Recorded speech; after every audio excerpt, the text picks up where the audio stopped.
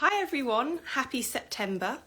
I'm super excited to do our first interview of the month, and today joining me is Alexia behind Grain and Bowl. So hope you're just excited as I am to hear about what it's really like to run a business. I mean, even though it's like a breakfast product, I guess, I can't appreciate what it's like to have a granola and oat-based company. So this is going to be very. And if you've seen any of these before, then you'll know that we want to delve into all of the challenges that come with running a business. Hello. Hi. How are you doing? I'm good. This is my first IGTV live. Woo. So just now I was like, I've been waiting here for the last 5 minutes thinking, is it going to come through? But I'm here. So it's welcome. I'm so glad that this is your first one, and I feel honoured that it's to do this. Yeah, I'm so exciting. It makes sense. I mean, we met so many years ago now, so it's very apt. I know, I thought exactly the same, and I'm so excited to hear more about your business and get stuck into like a deeper conversation of what it's about. So yeah. I think, well, I was gonna say, to introduce to everyone who's watching, could you just give a little bit of a summary about Grain and Bowl, how you started, and a bit about you? Okay, for sure. So my name's Alexia. I'm the founder of Grain and Bowl. It is just me, essentially. Well, it started as just me. So Grain and Bowl is all about driven by free from, led by flavor. The whole idea is we make granola and hopefully in the future other different snack products that taste amazing. They all have to pass the foodgasm test, but they don't compromise on your health, requirements. So we're gluten-free, we're plant-based. We don't like any artificial additives or anything like that. We're not, aggressively against them. I just don't think they need to be in a breakfast product. I'm part Greek, all that side of my family are in food, and I'm just used to eating things that were freshly made, and not adding, like, some products have random milk powders and all of that that are artificial. And I just found that really odd, personally, in a product that should be quite simple. So how did it come about? I was in finance full time. And as much as I love my team, if any of them are going to sign in on this, I didn't love finance at all. I just kind of fell into it. And so I would start baking because it would switch me into a better zone. And so it just kept me happy. And I would take in all the baked goods and everyone loved them. But then I took in granola. And everyone was like, oh, you need to sell that. And I was like, really? And I knew it was really good, but I do like everything I make, essentially. But it was very organic and that people were like, this is amazing. Okay. So then I went to an event. The lovely Lauren Arms, she's got a company, I actually can't, Well-To-Do Global or something. And I remember I went to that event and gave the lovely, delicious Liella the granola in a sandwich bag. And this is 2015 even. She was like, oh, this is amazing. And she was really, really sweet. It was way too early for me to launch into anywhere, but she tried to help and it was too soon. But then I was like, okay, let's do this. Started baking it, started taking it to pop events. People loved it. And then I went to a bread and jam event, chucked it in the bag of the Fortnum & Mason buyer. That was on a Friday. I got a call from him on a Sunday, and then I had another call with them on a Monday, and it was in there. And so it was kind of really organic, and it was all just based on my experiences with food intolerances, which we can go into more, and I had awful kind of gastro issues and everything. So I just made it for me, and everyone liked it so much. And it was, there's a lot of different brands now, but what we've always prioritized is flavor. And we will never compromise on flavor. That's our thing. I respect other brands, but that's what our thing is. And so, yeah, it kind of built up from there. And then I quit my finance job just before COVID, which was great. Oh, God. Because you can buy it at any time. But basically, I was listening at Bread and Jam, one of the events that I think we're both aware of, the lovely founder of Love Raw. And she was doing her brand, and it was doing really well, but it was a lifestyle brand. And it was like, she could put as much or as little effort into it almost, I think. And she was like, no, I got to take this seriously. And that's what I was doing. I was like, no, got to take this seriously. So I kind of started the scale up while I was in finance, which is very important for anyone when it's your side hustle. Pay as much of any scale up things you can, if you're in a job. So using your income for that. And then I was ready to go. But I didn't go necessarily at the best time because it was a couple of months before COVID. Which, like I was going to say, which none of us expected. I mean, what an out the blue, but also out of everything you just said, I feel like there are so many different things I want to jump in on. No, don't apologize. I was going to say, because like what you were saying at the start about like the transparency of ingredients, honestly, I feel like you just nailed it in that is exactly what I thought with nut blend. Like, why do nut butters, which predominantly should be nuts, why are they adding sugar? Why are they adding salt? Why are they adding oil when it's nut butter? Like but exactly what you said, like flavor does not have to be compromised by adding ingredients that are just unnecessary. So when you said that, I was like, yes, I just found that always so odd. And I get, people are very much, I think some people are doing it from a genuine concern of health concerns, but I think some people are doing it like kind of health gaslighting, whatever. And it's, I will always be flavor over functionality. I'm not going to create a product just to say it's low in sugar, it's high in fiber, all of this, and it tastes like rabbit food. Totally. Yeah. I'm part Greek, I'm part Jamaican, I'm part Irish. We eat good food. It's like blasphemous for me to bring out something that tastes like that. But then I also get other people who maybe taste isn't their priority. And there's a bunch of people out there that maybe are like, no, you know what? I just want something that's going to fill me up. And I want it to be low this, low that. Go for it. But I don't offer that. And then that, we're all different for that reason, which is and doesn't say you need that satisfaction. And as I say, and I love how, like, again, similar to my journey at the same time, like how you start making it for yourself and then slowly it becomes this, I don't know, like, I think I could sell this kind of moment, like that kind of like light bulb moment. But also like that organic stage where you can, I think that is something that, well, I miss these days. Like, I feel like we've lost so much of that authenticity and that organic reach. And I remember, like, I'd post on Instagram or I would do something and there was nothing else you could do except post a photo, and it was just like beautiful and it was you might have seen it, and it was just it was a lot easier. And there now was less I just thought into overwhelming. No, it's intense because I used to have breakfast on my way into, I'd make the granola, or I'd have granola batches at home, and I would have breakfast before I went into finance, and I'd take a picture. It was super easy. And then I would go and work from 9 till 6. And then and I actually used to make the granola in a friend's pub's kitchen overnight in King's Cross. That's another story, from like 12 to 7 a.m. Oh my God. That's really funny. But now you can't just post a picture. I'm like sitting trying to do TikTok, and I it's ridiculous. Like, it's amazing because it's fun and it's interactive, but sometimes I would be preferring to do margins and a whole Excel and stressing about that than sitting in front of a TikTok or Instagram and thinking, what audio am I going to use?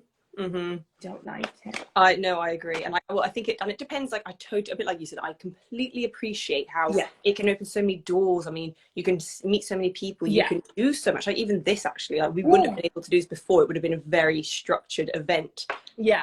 But at the same time, I can spend half my week doing reels, doing videos, and as a small business, especially when, like you said, you're wearing all the hats, like, I wish I could just say, like, I'll just hire someone to do that for me. But then, like you said as well, cash flow is so important. So tight. Really tight. Yeah. I don't have, well, I think also, like, I'm probably not a great trait, but like, I'm a bit stubborn that, like, if I can do it myself, but I'm like, well, why would I hire someone when I can do it and I don't have to pay anyone? But then I feel like it's really difficult. The balance of time, because sometimes I think your time is worth more than your money almost. So, like, obviously we want to have as much cash flow as we want, but if we get back half a week, then you know what I mean. And I mean, God, sometimes like hours in my day are spent on trying to do them, and it's such great platforms, Instagram and TikTok and all of that. But it's just, there's so many people doing amazing things that you just look and it's like daunting, and you're like, ugh, and you also know that with our products, if you just taste this thing, you'll love it. So It's really difficult. It is, yeah, it is very difficult. And so I know you mentioned 2015 and like you weren't ready to launch then, especially because you were still doing a full-time job. If now, looking back, are you where you thought you would be at this stage in 2022? I mean, so I did launch in 2016, but again, it was very side hustle, you know, and I was doing it and I loved it, and all my weekends and everything was to do with that. I mean, it's really difficult to say, am I where I thought I would be? Because I think everyone looks at their journey and thinks, well, I 100%, you know, should be in this, in that, and maybe a larger retailer, etc. And I definitely feel like Grain and Bold's so ready for that. But I quit just before COVID. Obviously, COVID changed so many things. We had some ingredients go up 60%, you know, and so part of me is like, I really feel like I'm playing a bit of catch up, because the brand is, you know, great. Everyone that has it loves it, and I just want it in more hands and more stores. But then ultimately, if I had launched just before COVID and I was a new brand for a nationwide scale, I would have been the easy one to bump off. So I know, listening to the you know, lovely Squirrel Sisters before, I think during COVID, I think they were saying that like they were trying to deliver into one of the retailers, and they were in the, you know, 10th or 15th truck trying to get in that day, and it just wasn't happening. And so for me, with like less cash flow and all of that, could have been a mess launching pre. So, and then obviously we've got the war in Ukraine. So now I'm starting then, and then that's increasing prices. But obviously, you know, people at war, they're much more important than our food products, essentially. But it's just like, almost you feel like you're getting beaten up. But if we can survive this, then we're going to be in a much better stage for the year to come. And, you know, they're saying it's a recession next year, so even the year after. So we've gone into the deep end. It's a pile of mud that we're wading through. But if we can survive this, surely then things will get much easier. That's the only way I can think about it. Well, and I was going to say, that's actually such a positive outlook. Like, I admire you for having that, like, tangibility of this is happening, but like, I'm going to turn this into an optimistic outlook rather than drowning in the mud, to use your analogy. Believe me, I'm drowning in it. Like, I think all of us, they show that picture of someone, you know, floating on top of water, and then their feet are just going like that. Like, that's literally, you know, I think it's all of us. It's just like game face on and go absolutely for it. Well, and like we said, it's so easy on things like social media as well to be like, everything's fine, everything's lovely, I feel great, when you're sat there.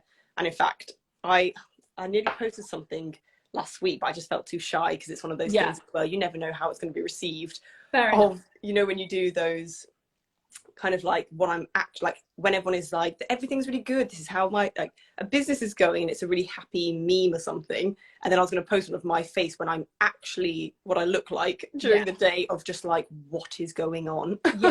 literally. And it's like, I mean, we'd have more of those, because that's what they always say, you never celebrate the good times. We'd have more of those, of like looking, you know, crying, having a panic attack. We'd probably have more of them, but it's just like, whether to put them up or not. Exactly. And on that point, would you say the journey then is easier or harder than you thought when launching in 2016, and then maybe now over the pandemic and today? I mean, I always knew it was going to be difficult, because I think when you start like us organically, that is good, because you're a little bit ignorant. So you just kind of land in this position where you've got a product and people like it and people want to buy it, and then your passion to expand it grows. Did I think it would be this difficult? Because I'm quite a positive thinker, but I guess I didn't think the world pandemic and wars and etc. would happen. So it must be harder than I thought it was. I didn't think the world would be in such a mess, put it that way. You know, but and it's just, it's maybe more, it's a longer journey than I thought it would be.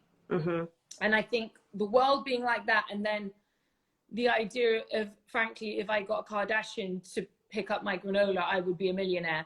So the social media aspect of things, and then the world, it's just like, we're like in the middle, you know, and just like what to do. So it's definitely, there's more aspects to it. Yeah.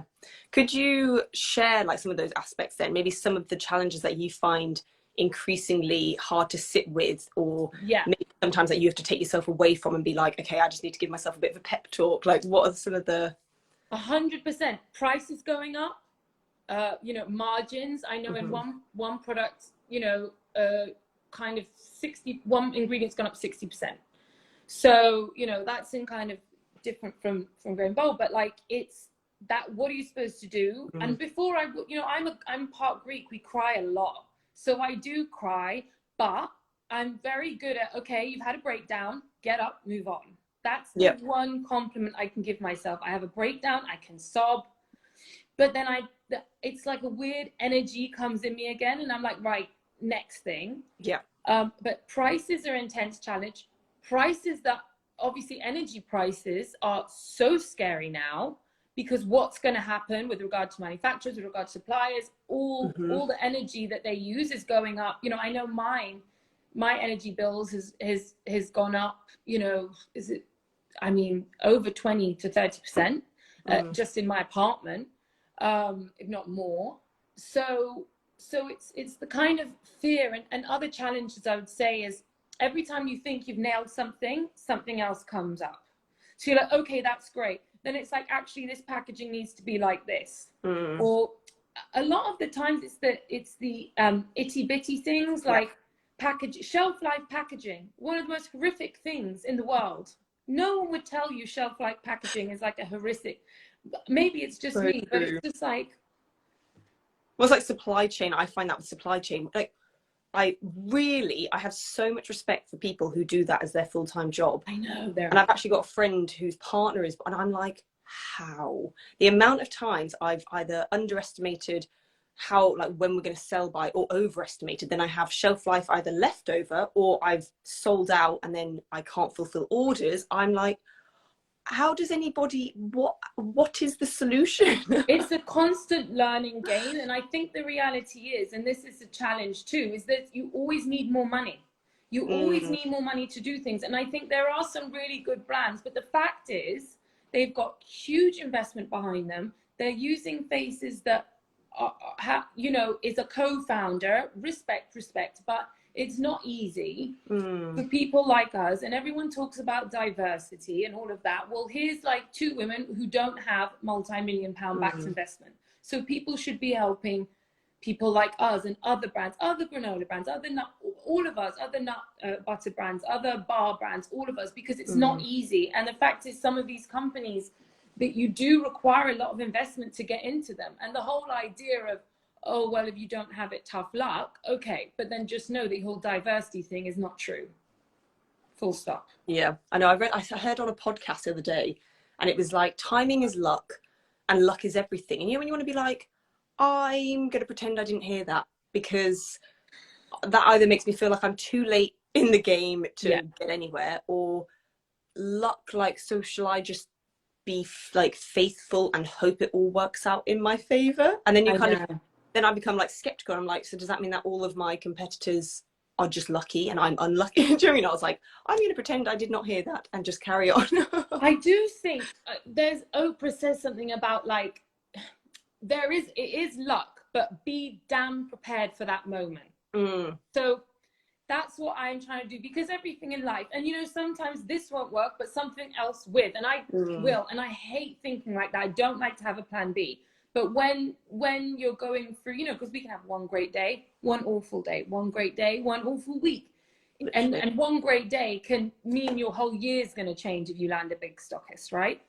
But I do think that's all we can do, is just be really prepared, because sometimes out of nowhere, you just like an angel appears and someone will be like, oh, we've heard about you through this. You're like, oh, wow. And you've been pushing to get through every other door, but sometimes organic, as in the way that person or retailer will come to you, is what works best. Yeah. And I always say that to anyone, whether it's with making new friendships or fashion or even dating a new person. When you have to push too hard and you feel like you're going upstream, I don't believe in that. I do give it a go, but when it feels like it's not happening at all, I'll try the other stream, because I always think there's a reason why something isn't. It's just frustrating when you're a team of, a very small team, basically. Yeah. And like they say, sometimes we can make our own luck by doing things that you like. I am a fate believer. I'm a bit of a romantic, that sort of vibe. But, you know, I think it was even last week, and I suddenly had this realization that we can make fate happen, because if we put ourselves in, we go to an event, that's us choosing to do that. Whatever happens at that event, call it fate, call it everything happens for a reason, but you were the one that took that action step to go. And so it's quite powerful when you're like, actually, it's I'm the power force here, like I'm the one that initiated that. And then you can suddenly, I don't know, then sort of make better out situations, because when you turn it into that perspective, you think, yes, there's luck, yes, there's timing. I do believe there is. I still kick myself because I think 2015 maybe I was a bit ahead of the curve then, but what can I do? Do you mean like, and then it's what having it is, to then, and then, you know, that perspective. And you see some brands and maybe they were around then and they're not around now, but maybe that person's doing really good at something else. Like, the only way, like, my mum, because I'm a big stresser, and my mum's part Jamaican, so the idea is all Irie, man, you know, it's, you know, and she would always say when I was stressing, are you dead? And she used to say this to me in uni, and I was like, no. She's like, so why are you stressing then? And I think sometimes it's like, what a ridiculous question, woman. But it's true, like, we've just got to go for it.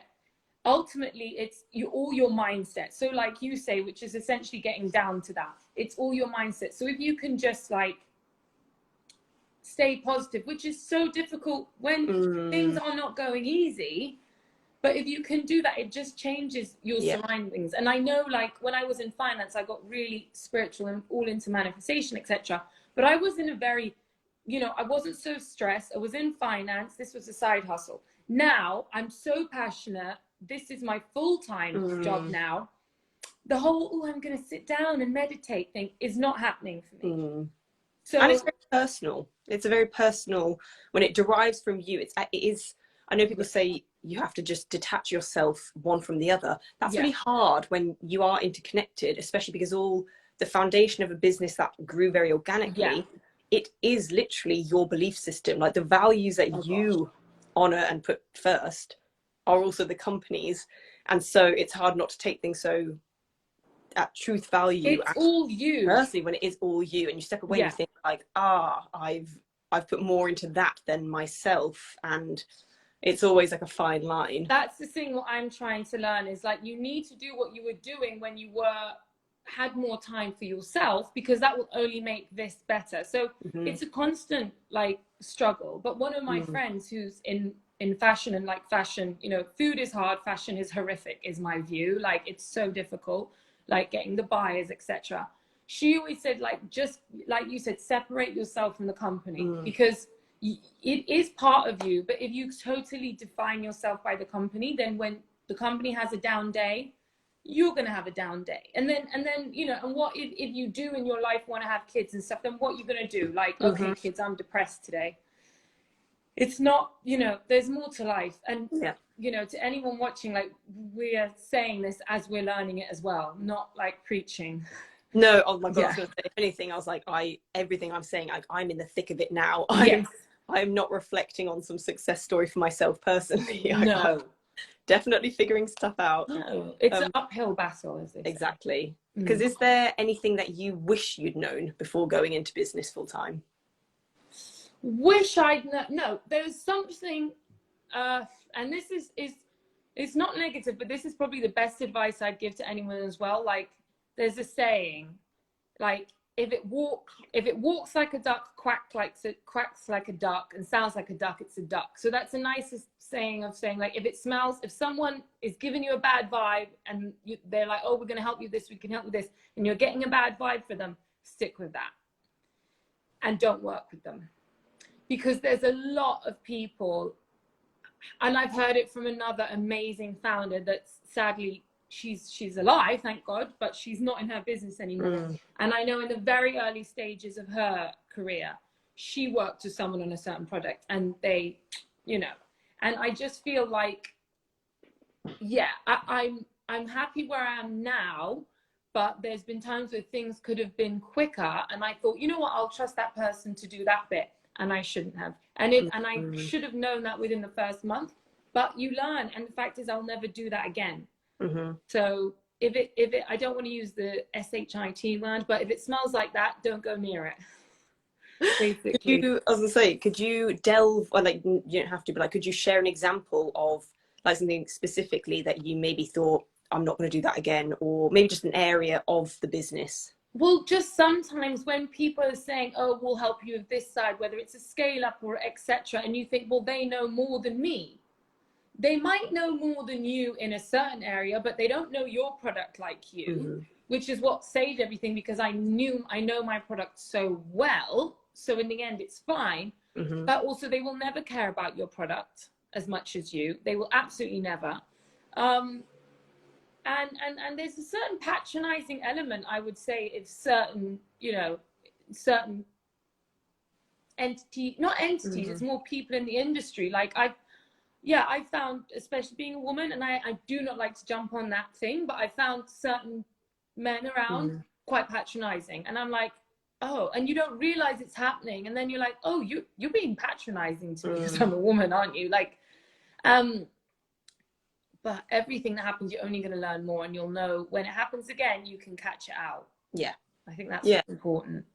Definitely. And would you say then, I mean, I don't know if that taps into like mental health wise, but how is your mental health when running a business? You know what? It's ups and downs. I'm a Leo, so we're very emotional, and I'm half Greek. Okay.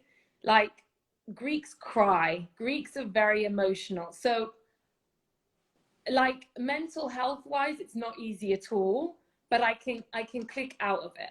And I'm very lucky that I have that ability. Like, I can have a kind of mini breakdown and move on, which is not good. And I should work on the mini breakdown.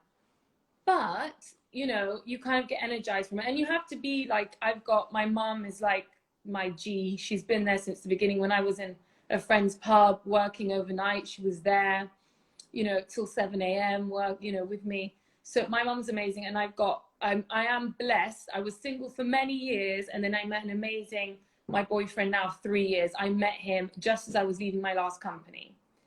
And he has been an angel. He has been an angel. And I feel like I kind of deserve that, because it was like a decade that I hadn't met someone special. So that was my treat from the universe. So I heavily rely on my boyfriend and my mum when I'm not in a great place. They're very good at like getting me out of it. Because I don't know about you, but I don't tell people my issues. I keep too much in, and it's only natural if you have your own company to stress out. Like, it's impossible not to.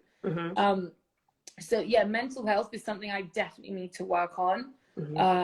Because it's just ups and downs, which, my dad, he's passed away now, but he had a really, really successful restaurant in Spain. And he would do so well. And then there were months when he wouldn't do well. And I saw his mental health at 70 odd go up and down, up and down. So it's not going to stop. We need to work on that ourselves. Definitely. I'm also a Leo, so I can relate with that. It's intense. It is intense. But, and I totally agree. Like, I'm also a bit of an introvert. So when it comes to things about talking about feelings, I think also because it is I would say it's a bit of a new generational thing. So even like my upbringing, you talked about, ow, I fell over and I hurt myself, or things like that. But if I'm hurting in my head, which is unseen, and if nobody else is really talking about the same things I'm thinking, it's a bit daunting to be like, why am I going to now raise a subject that I think does get mixed reviews? And I think, like you said, especially when you are like the sole founder, and I also do it alone. I can have like conversations in my head debating decisions about whether I sign up for an event or not, and it can take me a whole day, because like you don't have that soundboard of just being able to say, can I do this? And then the more you stew in your mind, I feel like, if I would like honestly say that overthinking and probably worrying are the most challenging things that I've come away with from starting a business. I don't know if I was gonna say, do you have any, what would you say your... I'm an overthinker. I'm an absolute overthinker. Obviously we're Leos, we're very, very passionate, so definitely an overthinker. And then, I mean, I always thought I was a stressed person. Now I realize, no, I just have like constant anxiety, like probably ever since I was a kid anyway. So things flare up, like during exams and uni and everything, like I was a mess. So I've dealt, it's not the company, it's, you know, that's an issue I have. So yeah, definitely overthinking. And we don't have anyone to speak to about it. Well, there's a limit to I was just that. about to say that, yeah. And then depends who you speak to. There's some like angels around that are amazing. And then there are some people that, you know, when you paid them for something, they were great. And then you realize actually after you use, they maybe weren't so, you know. So it just depends. But like, it's I do miss, that's the part of asset management that I do miss, was the banter. And you never, because you do, when you work for yourself, you're alone, sometimes in a room with your own thoughts. So I do miss, like, I you know, I had like half my team were from Essex and half of them were like really like posh British, and they would just like banter against each other all day, and I would be in the middle laughing. Like, it was hilarious. It was so funny. And obviously you don't have that now. You know, I don't anyway. So it's difficult, but I'm much more fulfilled now and much more excited, and I own kind of what I want to do, like with my life. So I never regret leaving. I'm so excited of what's to come, but it is lonely. Yeah. Do you have any regrets in your business journey so far? Maybe sometime instinct, you know, like I said, if it smells dodgy, don't go near it. Which, you know, and the fact that you're agreeing means it's probably happened to most of us. So I would say sometimes if you've got an idea, push on it and go with it, and don't necessarily listen to other people. So like, I am where I am now because I've pushed and pushed. But you know, it takes longer. And when you really, essentially, you're learning as you go. Yeah. You know, you don't know. And sometimes you're lucky and you've got a great person giving you advice. And sometimes, you know, you learn all that maybe wasn't the best. Yeah.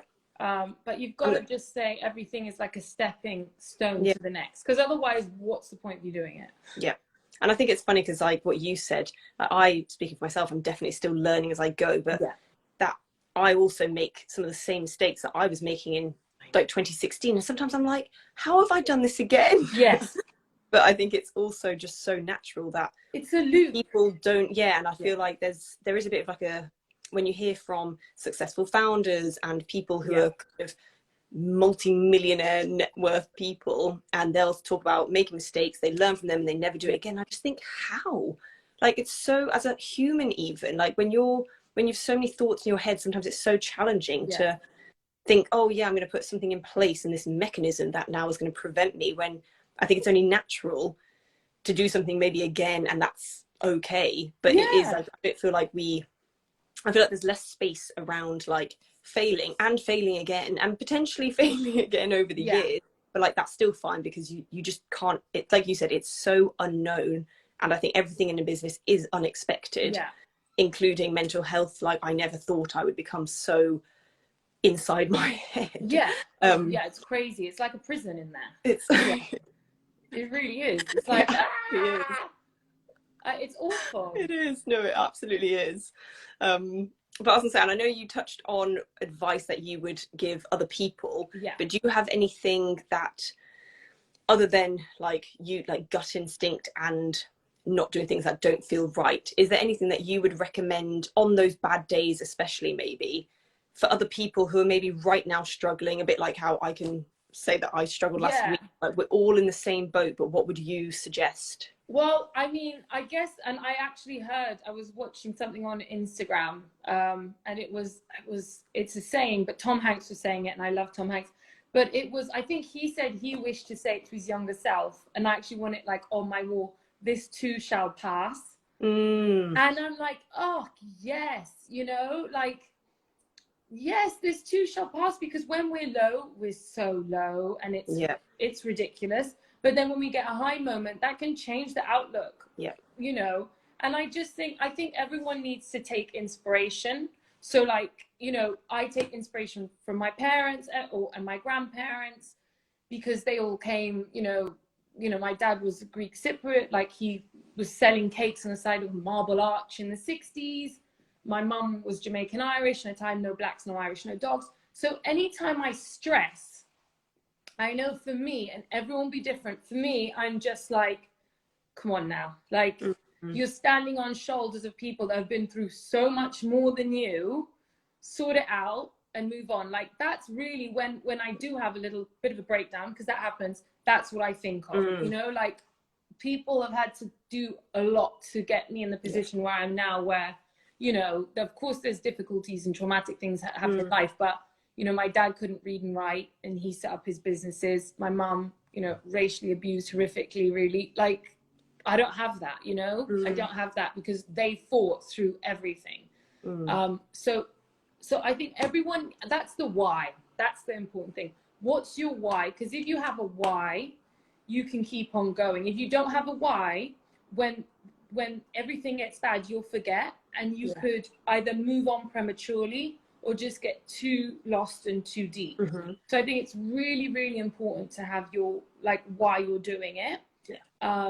And also have something, a brainless release. Like, I watch every single franchise of The Real Housewives of New York, of Potomac, of Atlanta, of Beverly Hills, of Salt Lake City. I do not watch the Cheshire one, sorry to the Brits, but I literally watch every single one in America. And people laugh at me, but over COVID, that got me through. Like, you need a release.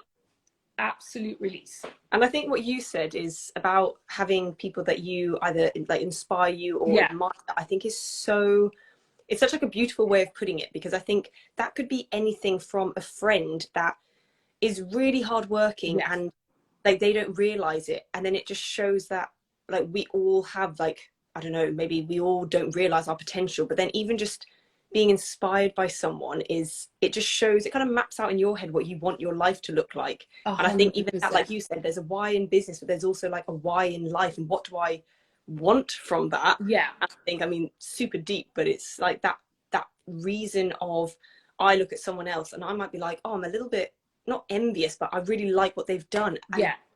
And taking that and thinking, so what can I change, or what can I do to turn this around? Because I realized I spent a week complaining about where I am at the moment at work or something. So what can I do to just like change that perspective, and then kind of rewrite a story to be more like the people that inspire me? And I think the way you said that is let it inspire you. And, you know, because we have to, like they say, there's room for everyone, which I don't know when it comes to products, if that's it. There's room, but then your room might be over there and their room might be over there. Do you know what I mean?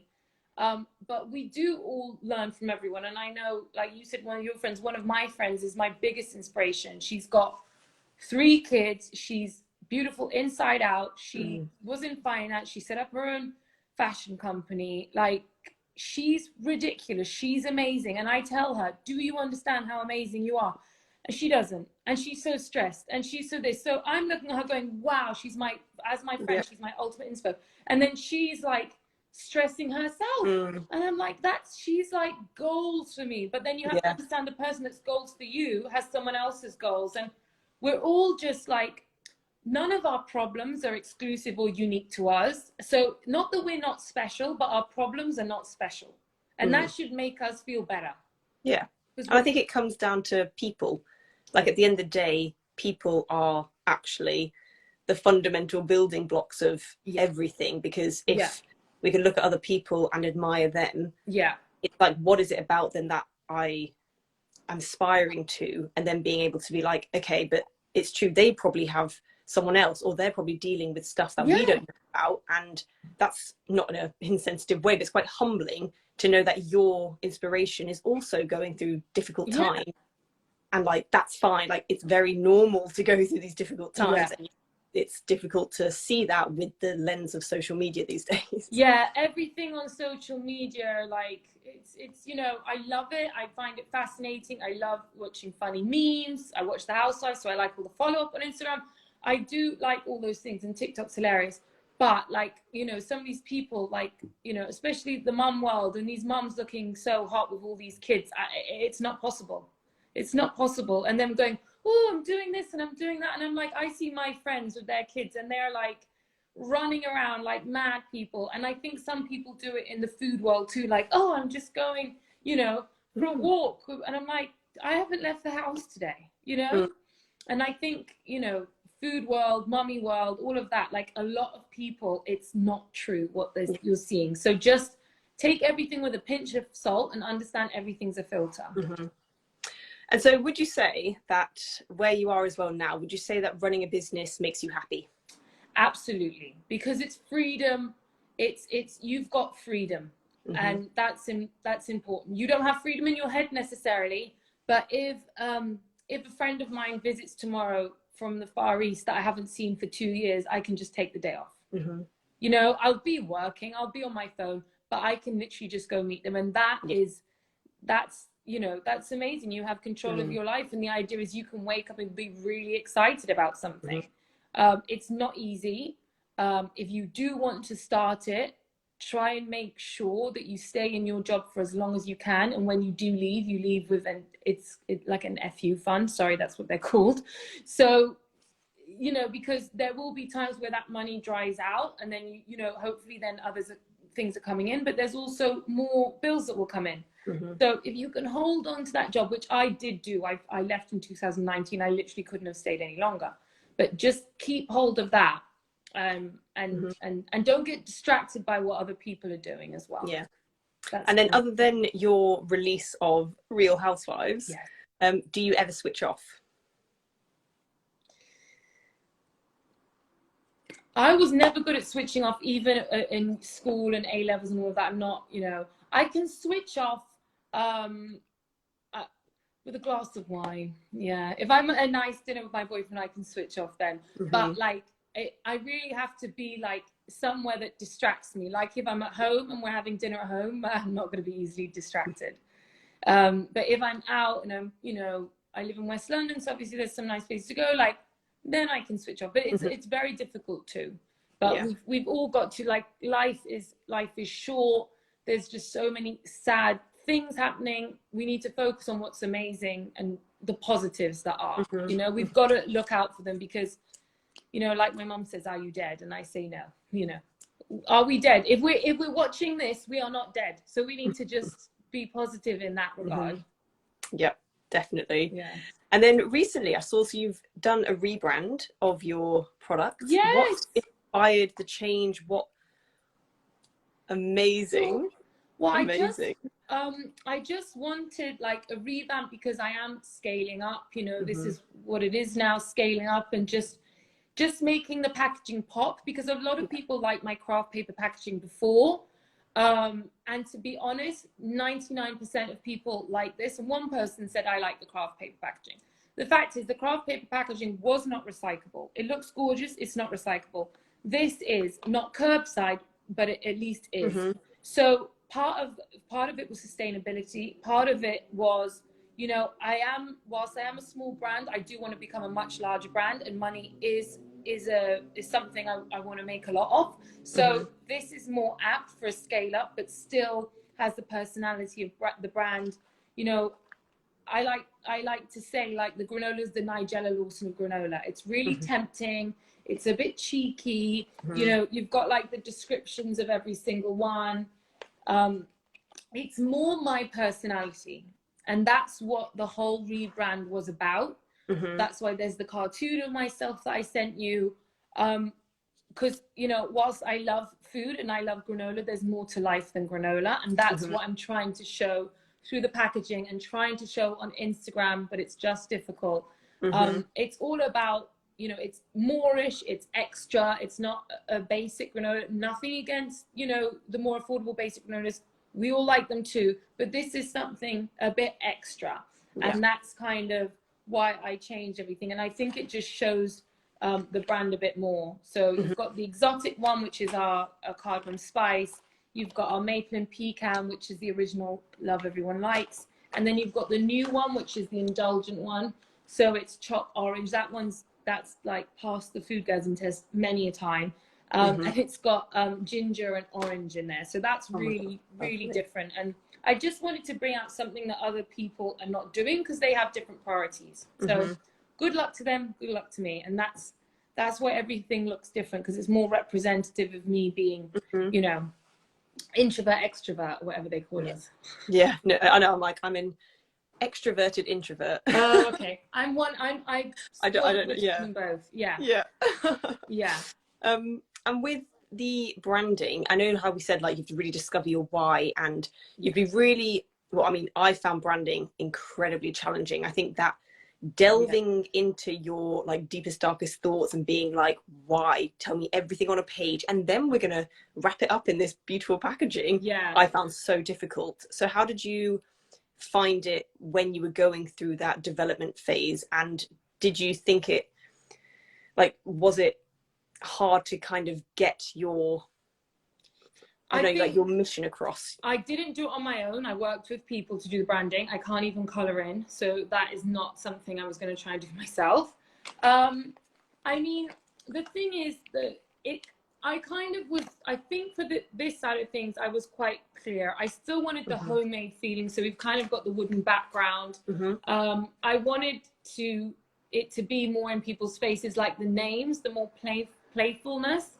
And then just, you know, I love the idea, like when you go through certain shops, I love a biscuit aisle, and I love reading the biscuit packaging and just wanting to pick up the biscuit. Now, for me, a granola is a baked treat.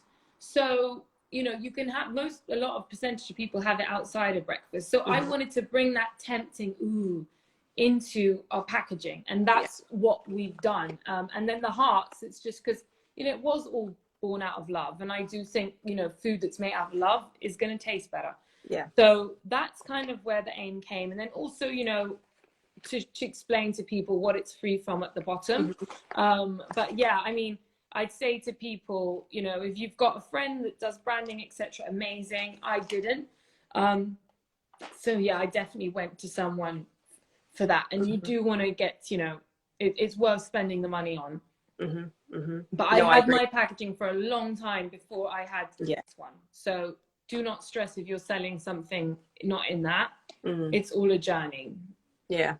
No, and it is. I think it's difficult sometimes to, what I did, I personally found it very hard to, like, I knew what I was doing, but you know, when you don't lock it with a kind of like marketing package. So I was like, I fell in love with nut butter and it tastes, like you said, amazing without being compromised. Like, there was no real strategy. And then it's, I think it's difficult because then you need someone to kind of extract everything out your head and then just say, so this is your statement. This is what the packaging could look like. And it's, I think it's just, sometimes it's very hard, I think, to kind of wrap your head around what you're doing in a very concise manner. It's so difficult. I mean, me, like with the wording, etc., that was all me. It's just the visual. But wording, like I know there's whole companies that do that. And to be fair, a lot of people do just change their packaging. So every couple of years that will, you know, you had a revamp as well, didn't you? Yeah, like we all have a revamp, you know, so like that's now, and I'm always, especially for sustainability, like I'm always on the lookout for that, because you know, it's not I don't know everything about it, but I do know that we need to be prioritizing it. So that's kind of where I started. Okay, let's go to this that's at least recyclable. It's plastic, but it's recyclable. So the craft paper is lovely and all homemade. It's not. And so that was kind of start of my journey, and now looking into the other options, and also not compromising the product itself, because everyone's talking about certain, you know, products that break down, whether they're compostable, etc. I do think you need to be a bit careful of that. So that's the kind of where I am with things. Still learning. Yeah, always. But I was gonna say, but congratulations on the launch of the new brand. It's very exciting. Exciting plans, like you said, to scale. So as the final question, and on that note, if you were to strip opinions of anyone else and social media was gone, would you say that you feel successful today? No, but that's because my standards are really, well, I mean, no, because there's a lot for me to grow, but I base my standards on like my relatives that have come from nothing. So no, not yet. I've achieved some great things. I loved how bold you were. That was because, to be honest, I would say the same. So I think it's so nice to have that like honest approach, but not nice. Obviously, I want you to feel successful. No, but like successful for me to sit down, you know, and obviously we need to take time to do that. But no, there's much more for me to go, and I, you know, people, you know, I measure myself by what the people that have come, my relative before me, have achieved. So no, I'm en route, but I have had some successes, but I wouldn't say I am successful yet. Oh my God, I love that. I feel like you have literally like encompassed what I think all the time. Like, good, I'm happy. Successes, but you. Yeah, that's so the it feels way like that's like the perfect way of describing it. Yeah, and makes us feel better too. It's not all doom and gloom, but that's, you know, let's be realistic too. That's the way I think it's best to describe it. Yeah, no, nailed it. Yeah. But thank you so much for joining me. I hope you've enjoyed talking and delving a bit more into business behind the scenes, or shall I say behind the screens. Yes. And yeah, I'm honestly like thrilled that you came and joined me. No, I love this. I appreciate honesty. I feel, I thank you for being so transparent with everything you said. Oh no, thank you so much. No, I really like this too, and it's good, like you say, we're behind screens stressing about things, so it's nice to have a chat with someone else, you know. It's really nice, and obviously we met so long ago, so it's good to catch up, and we can't leave it so long. I know, I thought the same. And also, this is a completely side note, but your skin is incredible. You are just glowing. I mean, I've just come back from Spain, and on a side note, Amanda Harrington spray tan will change your life. Oh, great tip. Yeah, in another world, there's one takeaway takeaway from but this. I'm not doing that to make money yet. So, but yeah, Amanda Harrington, that's my one key for anyone, men or women, that want to look like they're glowing. Amanda. Amazing. That can be our one takeaway for today. Screw the rest. Yeah, Let's literally, just go with... Amanda Harrington. Honestly, it's amazing. I don't tan because I'm scared I'm going to burn, because I always burn. Me too. The Jamaican genes just didn't come out in me. I always burn.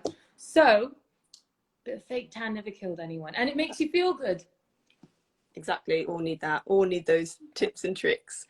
But yeah, thank you again. And yeah, like you said, we'll definitely have to catch up soon. And I hope everyone who's watched has enjoyed it. I'll be sharing this probably next week, so people can watch it again or for the first time.